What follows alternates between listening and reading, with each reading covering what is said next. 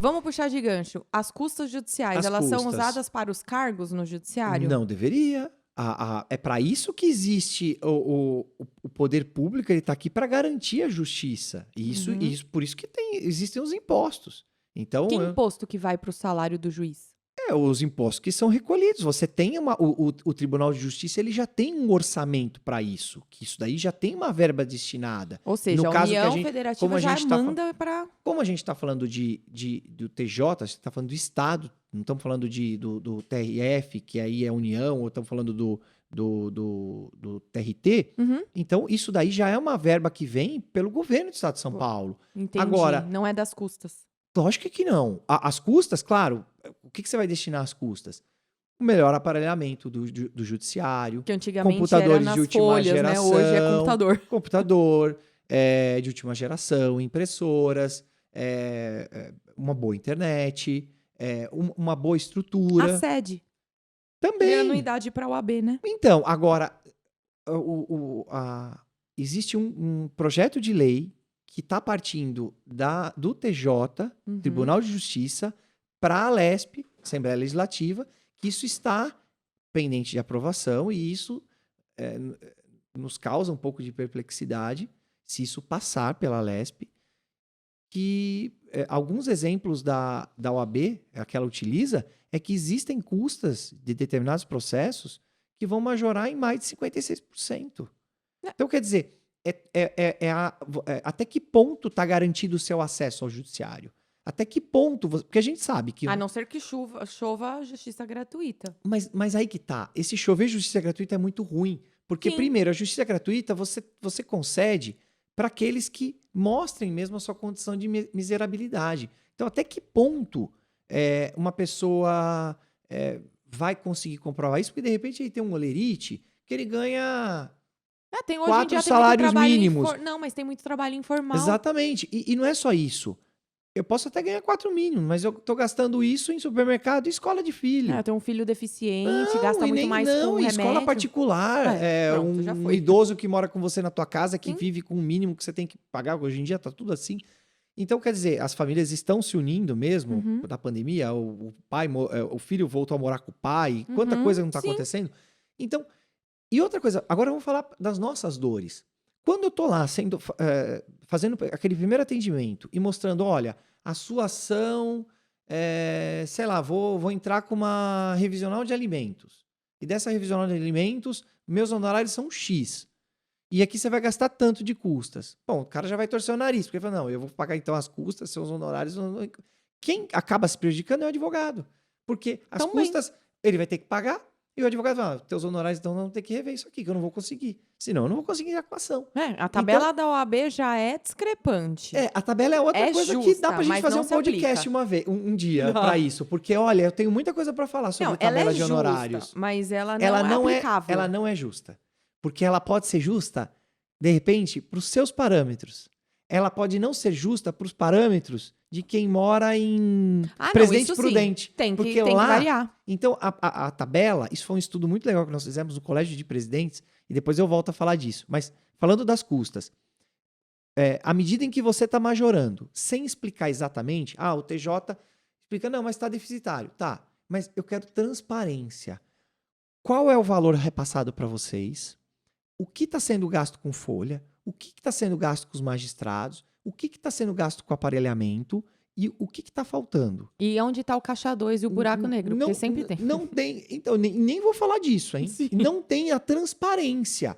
Então, quer dizer, agora, então, até porque, se de fato está deficitário, você tem que bater na porta do governo, do Estado de São Paulo, ou da União, ou de quem quer que seja, não da população. Uhum. Não é assim que funciona. Então, não, eles fazem aquele caminho inverso cômodo. Eu vou tacar 56% de majoração nas custas. Não, mas é que na cabeça deles, eles diminuem os processos, porque aí vai criar um bloqueio, vai diminuir. Mas eu não tenho dúvida que tudo tá ligado. Sim. Então, ali o negócio está se retroalimentando.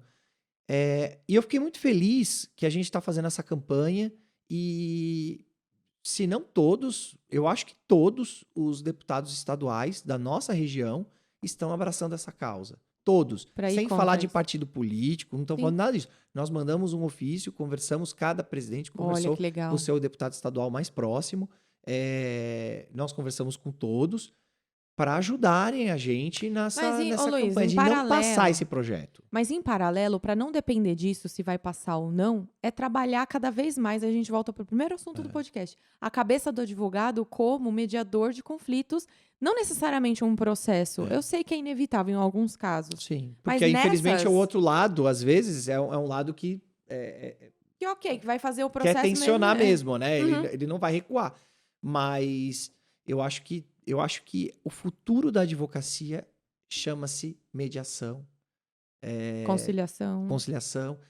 talvez arbitragem. Uhum. A arbitragem é muito caro, né? Isso é o que a Não, gente mas eu ouve. acho que isso é cara, mas é certeira. Pra galera Porque que não ninguém sabe... sai perdendo. Sim. Cada um perde um pouco, mas não tem Mas é certeiro. aquela desilusão de julgo procedente ou julgo improcedente, né? Tá lá, as regras estão lá. Para quem não sabe, o tribunal de arbitragem é o mesmo procedimento do tribunal, mais ou menos, né? Mas é a mesma inteligência de um processo judicial. A diferença é que ao invés de um juiz que estudou direito julgar, se o caso que foi lá para o tribunal é médico, é um médico que vai julgar. Se é um engenheiro, é um engenheiro. Então ele tem conhecimento técnico da causa. Sem contar a transparência. Você está no tribunal com esse aparato todo, porque se você vai evitar a suscitação de fraude, de alguma coisa assim, porque você vai mostrar que ninguém foi coagido a fazer isso. Você foi lá porque você O poder quis. público podia subsidiar algumas coisas em alguns Com tribunais certeza. Eu pra posso até fomentar, fazer uma né? propaganda da OAB nesse sentido. A Comissão de Conciliação e Mediação,